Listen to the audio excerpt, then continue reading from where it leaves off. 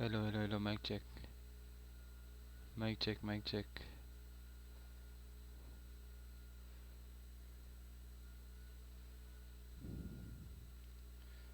Mic check.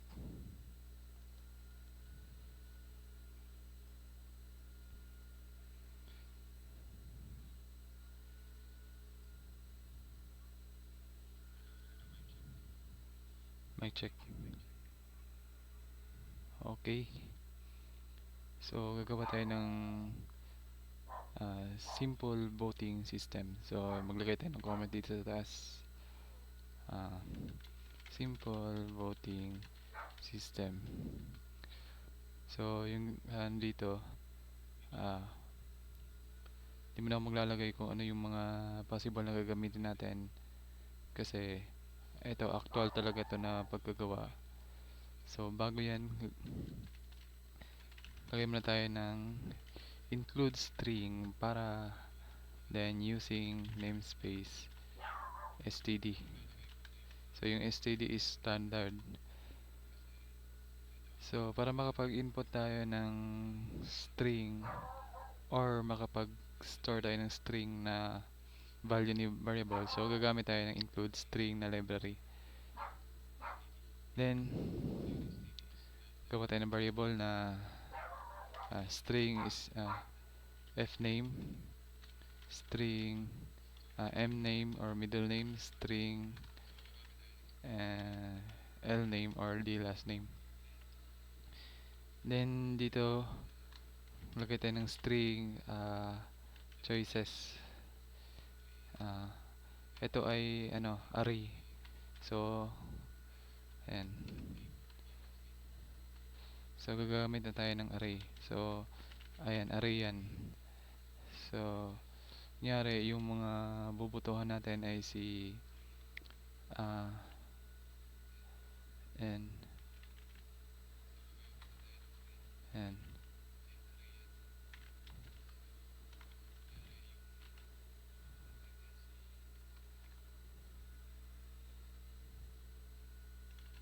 Ayan. So yan yung mga pagpipilian natin, si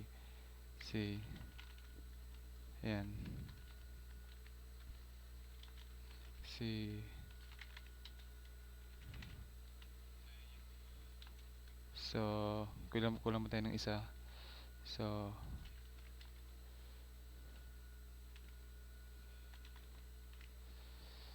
yan yung mga pagpipilian natin, yung mga bobotohan natin. So yan. So dito maglalagay man tayo ng parang ano siya, kumbaga parang banner siya, banner, parang ganun. Or parang name siya na maglalagay tayo ng voting system na may box, ganun. So dito lagay muna tayo ng int lines. Ayan. So ayan. So dito na maglalagay na tayo ng std cout. So lagay tayo dito ng ayan. So yung backslash t, yan yung tabs. Kumbaga parang nagaganyan ka, ganyan. Parang naglalagay ka ng horizontal space from left to right. Ganon. So maglalagay tayo dito ng ayan, the assignment operator or the equals. So then lagay tayo dito ng new tab, I mean new line. So pag nakita nyo yan, ibig sabihin yan new line. So dito maglalagay tayo ng for loop. So for lines is equals to 0, then yung lines ilalabas natin siya, ilalabas natin yung lines from 0 to 7, then i-increment natin yung lines. Ayan. Ayan, increment natin yung lines, then kukunin natin yung lines and cout. Ayan. Hindi natin kukunin yung lines. So dito lagay ulit tayo ng backslash t para mag-spacing from left to right. And then, lagay tayo dito ng another na ganyan. Ganyan. So, bago yan, dito muna tayo sa, yan, lagay muna tayo dito ng ganyan. Then, after nyan, yan. So, tanggalin na lang natin to. Lagyan natin dito ng simple voting system. Ayan. Then, ganyan ulit. Then, maglalagay tayo dito ng ano pong ilagay natin? Lagyan natin dito ng T or the tab. Then, after ng tab, lagay tayo dito ng ganyan ulit. Yan. Then, dito sa baba, lagay tayo ng std cout. Yan. So, nakalimutan natin, maglalagay din pala tayo dito ng new line. Ayan. So, lagay ulit tayo dito ng assignment operator or the equals. So, try natin. So, ayan. Ganyan yung result, no? Wait lang. std cout. Wait lang Uy, nawala. So, ganyan. So, mali. Dapat dito 1 lang. Ayan. So, 1. Ayan. So, dito nakalimutan natin lagyan ng ano bang nakalimutan natin? So, yung tab. So, ayan. So, nakalimutan natin lagyan ng tab. So, run natin ulit. Ayan. So, sumobra yung ano natin equals. Sumobra ulit siya. Kunan natin. Ayan, ganyan. Tama na yan. Then, dito, lagyan din natin ng konting tab. Simple and ayan. Para ano talaga siya, parang nasa gitna. Try natin. Oh, hindi siya pwede. So, dapat yung lalagay natin, space na lang siguro.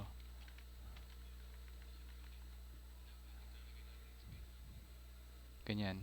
So, ayan, nasa gitna na siya. So, meron na tayong, andito, text na simple voting system gamit yung CA tsaka for loop. Then, after nyan, dito, gagawa na tayo ng, lalagyan natin dito ng new line. Ayan. Then, dito, kukunin na natin yung mga string variables natin. So, std cout enter first name. Ayan.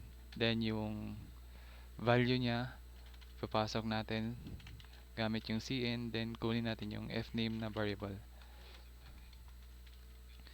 Then, after nyan, lagay tayo dito ng new line. Ayan. Wag natin lagyan siguro ng new line. Pwede na siguro yan. Try natin paganahin. So, cin, mali. Dapat ganyan yung natin. So, dapat naka greater than. So, ayan. So, tama lang yun. Hindi natin lagyan ng new line. So, std cout enter middle name. Ayan. Then, ipapasok natin yung middle name na variable. I mean, yung value dito sa mname na variable. So, cout ulit tayo para makapag-input ng last name. Then, ipapasok natin yung value na input natin dito sa lname na variable. So, yan. So, ganyan. Condition muna tayo. So, if so, nakalimutan natin lagyan ng age. So, dapat meron tayong variable na age na naka-integer yung data type. So, dito maglalagay din tayo ng std cout para ma-identify natin kung yung voters na yun or yung person na yun pwede ba siya mag-vote or hindi. So, enter age. So, ipapasok natin yung in-input natin na number or the age dito sa loob ni age na variable. So, if age is equals to uh, ayan, if age, so kulang tayo ng isa pang variable. So, int uh, tawag doon, ano bang tawag dyan? Ano, anong tawag dito? Uh, accepted age. So, ganyan na lang, accepted age na lang. Ayan. So, yung accepted age natin is 18. So, if age is equals to accepted age, so, yan. Nalabas niya dito, ayan, std cout, yan, you are allowed to vote. Ganyan lang. Then, lagay tayo dito ng new line. So, yan. Then, kunin natin yung mga in-input natin. So, std cout your first name, yan, space, then kunin natin yung fname, then dito naman nagay tayo ng tab, ayan,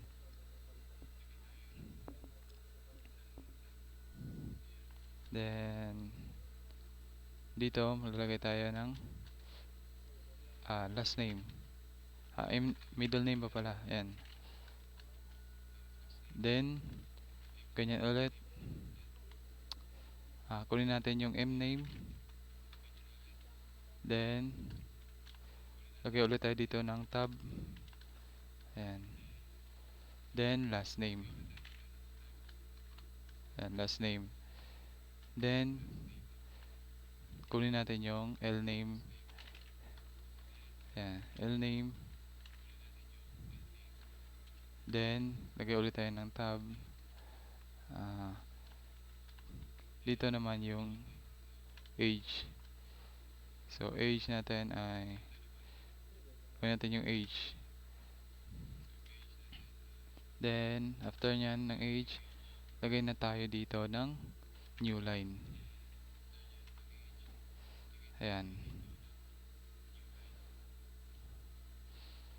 So, eto guys, ano lang to, sariling ano ko lang to. Hindi ko pa alam kung anong gagawin ko dito, kung ano lang yung nasa isip ko. Yun yung i-code natin. Ayan. So, if age is equals to accepted age, so ilalabas niya yung you are allowed to vote. Tsaka yung mga in-input mo galing dito. Ayan. Then, after nyan, condition ulit tayo dito. So, dito muna tayo. If another condition tayo dito sa taas. So, if age is not equal to accepted age, so std cout, ilalabas niya dito yung you are not allowed to vote. So, hanggang dyan lang yung execution. So, wala nang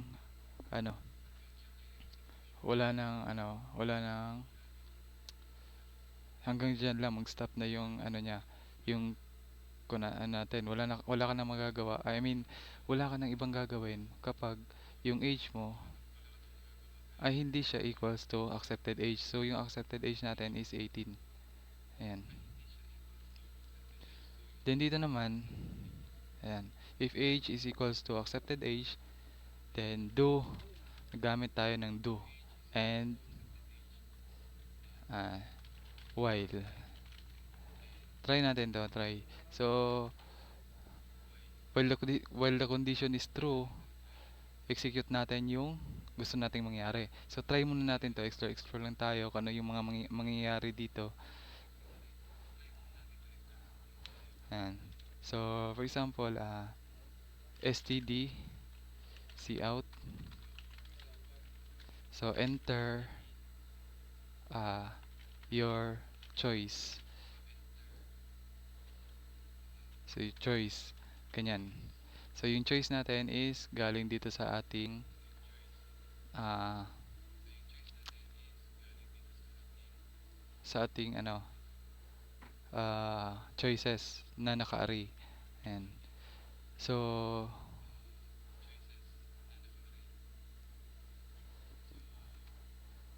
dito, choices. Maglalagay muna tayo ng choices.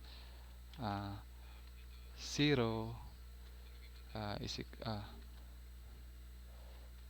0 siya yung si ano ba, yung first natin, siya yung si Maniju.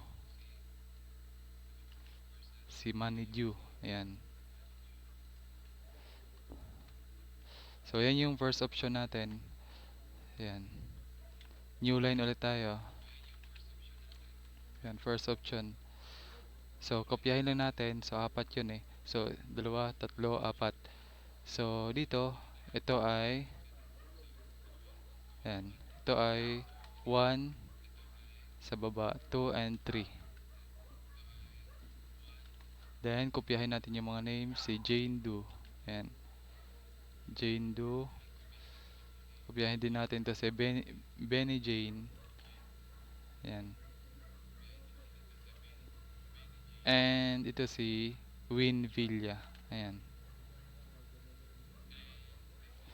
So, ayan.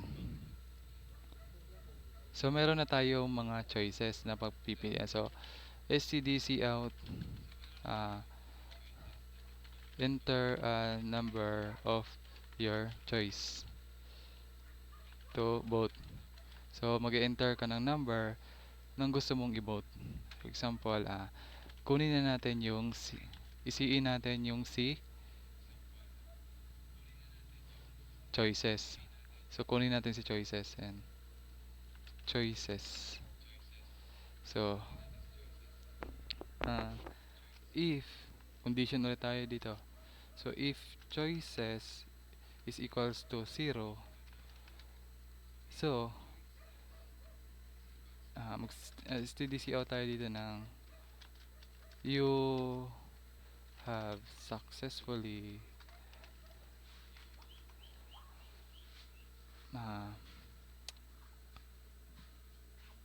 or gagamit tayo ng switch case. Try natin gumamit ng switch case. So, switch choices. Ayan. Switch case yung gagamitan natin. So, case. So, sa case 0 natin, ayan. So, std cout you have successfully vote kunin natin yung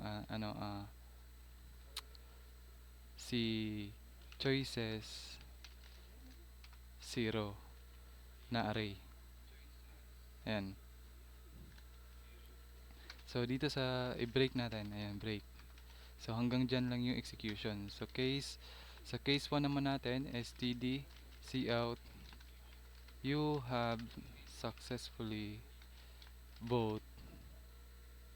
So, lagyan natin ng space dito para ano siya. Ayan, lagyan natin ng space. Ayan. So, kopyahin na natin to para hindi na tayo mahirapan. So, lagyan natin dito 1. Then, lagay tayo ng break. So, hanggang dyan lang yung execution natin. So, dito naman tayo sa case 2. And dito, lagyan natin is 2. So, case 3. So, ayan, 3. Then, yung default natin is std cout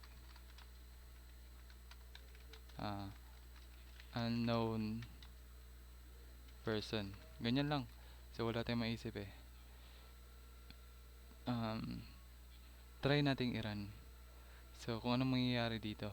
So, ito ay ano lang man to eh. Kung ano yung nasa isip ko, yun lang yung kinocode ko. Ayan. So, try natin. Sana walang error. So, meron siyang error. So, daming error. Wait lang ah. Okay. Dapat ito. Ganito siya. Ayan. So, cin, std, cin choices. Wait lang no.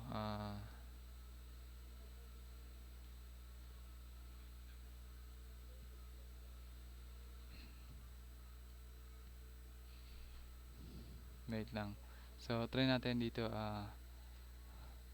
int choice. So, ayan. Try natin yan. Ayan. So, lagay tayo ng first name natin. Then, yung middle name natin. Ayan.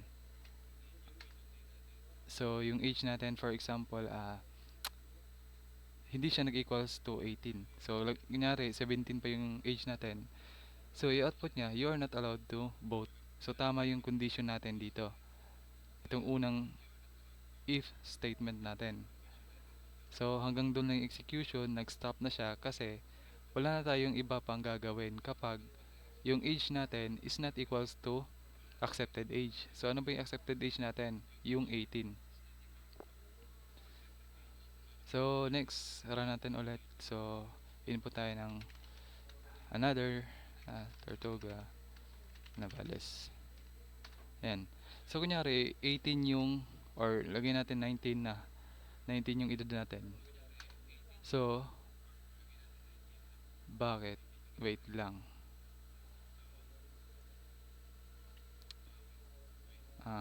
Is equals to, okay. Alam ko na kung bakit. If age is greater than accepted age na lang. Ganon.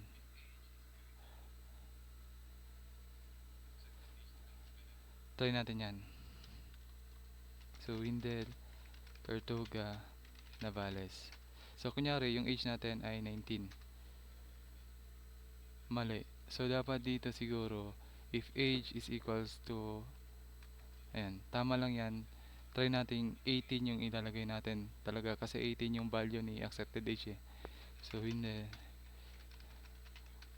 Ayan. So, 18. So, yun. Gumana nga siya. So, kailangan yung value na ilalagay natin is 18 talaga. Kasi yung sa accepted age natin is 18 yung value niya. So, since tama yung in-input natin na age, nag-equal siya sa accepted age. So, lumabas yung you are allowed to vote. So, nakikita niyo naman dito, meron tayong you are allowed to vote. Then, nilabas niya yung first name, middle name, last name, and the age. Then, si Do naman, itong si Do, uh, do, while the condition is true, si Do, ini-execute niya yung nasa loob nito. Yan, tapos, meron tayong choices. So, kunyari, yung choice natin is si 3. Try natin 3.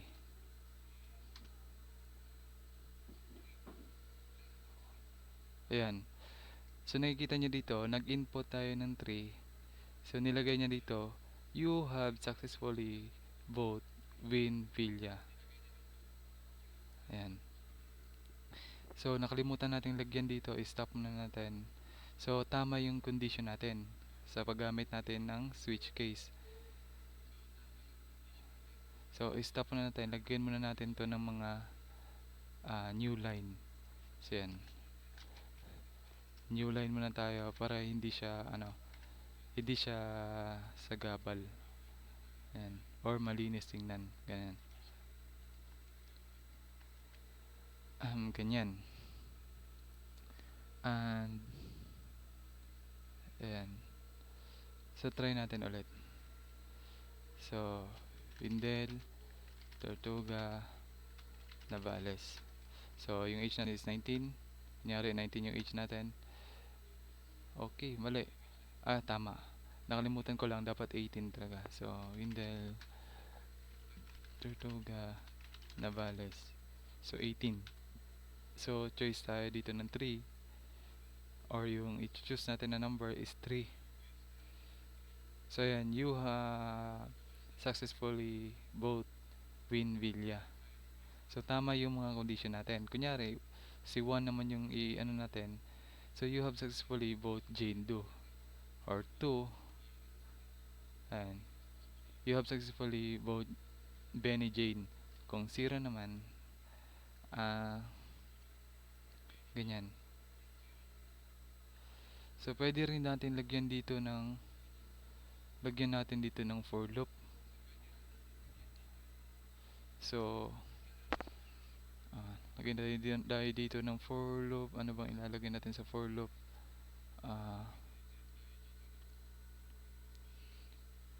Pwede naman siguro maglagay dito ng for loop. Try natin for I is equal to, so wala pala tayong I. So, maglalagay muna tayo ng variable na I dito. So, int I, or ano na lang, count, ganun na lang, count, para mas para mas readable yung variable natin. So, is for count is equals to 0, count is less than 1 lang. So, i-increment natin si count. Then, try lang natin to kung gagana siya. So, ano bang gusto natin mangyari dito? Wait lang. Mag-iisip ako kung anong gusto natin mangyari dito. So, std cout. Siguro maglalagay tayo ng personal information ni choices 0. So, personal information. Ayan. Ganyan lang. Then, lalagay na natin dito ng new line. Then, std cout. So, kunyari, yung personal information niya is meron siyang age na tawag dito. Meron siyang age na 25. Yan. So, new line ulit tayo dito. New line. Ganyan. So, age na 25. And, so, meron tayong birthday December 8, 2090. Ayan. Ganyan. Then, std cout. Kulang na yung mga code natin. Masyado tayong namamadali. Ayan. So, lagyan natin dito location, poblasyon, and San Ramon, Bayawan City. So, ganyan. std cout. So, running for and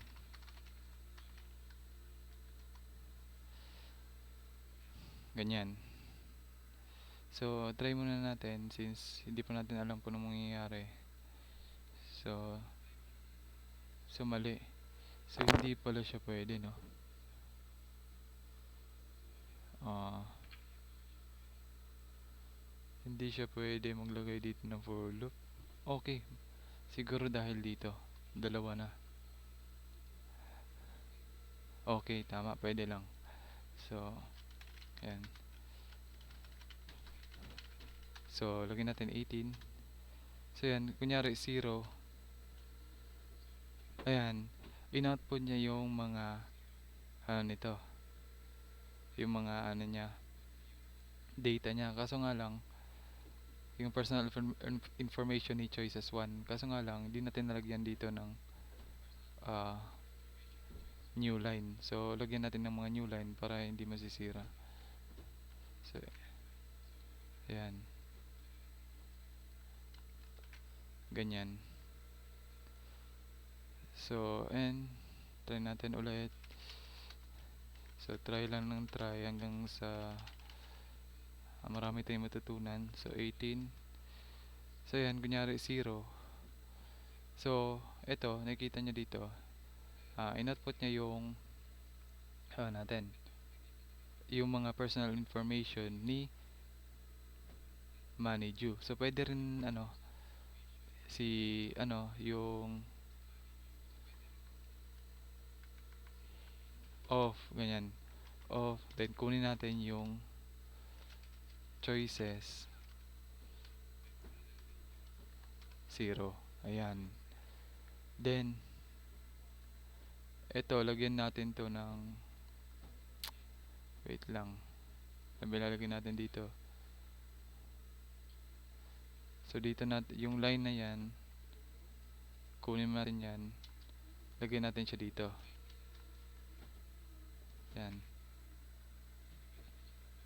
Then, dito, maglalagay din tayo dito ng new line. Ayan. So, try natin i-run. So, Indel, Tortuga, Navales. So, 18. So, 0 yung ilalagay natin. So, dapat wala pala to. Wala na to. Yan, wala na yan.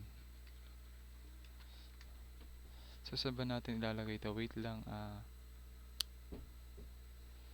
Choices. Siguro maglalagay tayo dito ng saan ba yun? Siguro maglalagay muna tayo dito ng stdc out new line. Ganyan. So, Windel, Tortuga, Navales, 18. So, 0. Ayan. Okay. Naintindihan ko na kung bakit. So, ayan. Nakita niyo naman, ayun ang nilagay natin. You have, ito, yung personal information of choices 0. Ayan. So, ayan siya. Nakikita niyo dito. Kinuha niya yung value ni choices 0, which is si Maniju, yung pinili natin. Tsaka, ito yung niya, personal information niya. So, palakyan natin para makita niya. Ayan. Ayan yung personal information niya. Kaso nga lang, dito, dumikit. So, kailangan dito, lagyan natin pa ng new line para hindi siya dumikit. Ayan. So, lagyan natin ng 3 new line para hindi talaga magdikit. Sigurado. Ayan. Ayan. 18. So, 0. So, ayan. Nakita nyo na malinis na siya tingnan. Ayan. So, ito, yung mga iba dito, pwede nyo lang tong, kopyahin nyo lang to, ganyan. Lagay nyo dito sa case 2, I mean sa case 1.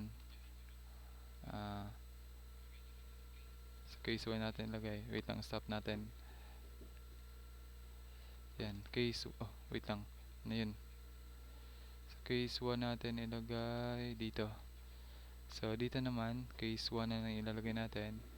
So, palitan na lang natin to ng, kunyari, 26. ah, ah, lagyan natin dito, ano na lang, yan, ah, SK chairman, ganun. And dito naman sa case 2, lagay tayo dito ng case 2, papalitan lang natin to, yan. So 27, so yan. ah Papalitan lang natin yung mga location, ah yan. Then the same lang din dito sa 3. So case 3, I mean choices 3, ah 28, 27, 28. So mali pala to. So 1996, 1995. So lagyan natin dito ah Villarreal. So running for ah ganyan na lang, barangay captain. So yun, meron na tayong simple voting system example. So yan, mag-i-input ka lang dito ng name mo. Yan. Then yan.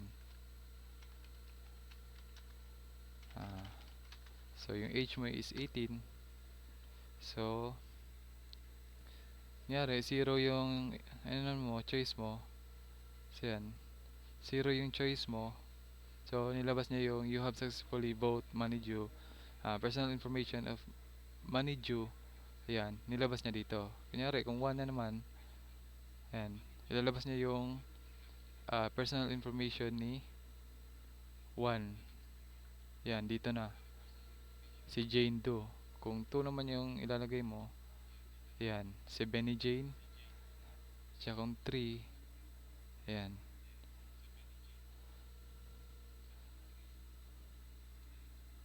So, tama yung program natin. So, yun lamang guys. Maraming salamat.